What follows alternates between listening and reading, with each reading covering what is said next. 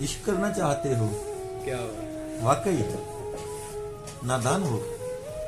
फायदा उस काम का जिसमें निरा नुकसान हो। आहा, यानी उम्र कैद का मुलजिम रहा हो ईद पर। आहा, यानी उम्र कैद का मुलजिम रहा हो ईद ईद पर, पर। कोई उस गांव में जाए और तेरा मेहमान हो। आहा, मुझ पे आवाजें लगाओ शौक से, हाँ, पर जान लो। जान लो, मुझ पे आवाजें लगाओ शौक से, पर जान लो। पर जान लो अपनी माँ पर ही गए हो तुम, बड़े शैतान हो। बड़े शैतान हो।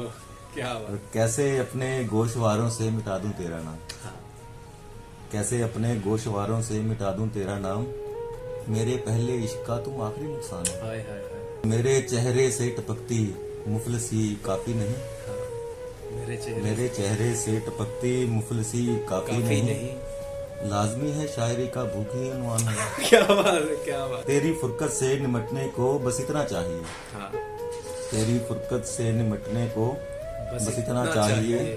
सर्दियों की धूप में चाय समोसे लानो। क्या बात। और गर सहूलत हो मुझे बस रिज्क से बेफिक्री की, हाँ, गर सहूलत हो मुझे बस रिज्क से बेफिक्री बेफिक्री की, की। इश्क हो मेरा हवाला शायरी पहचान।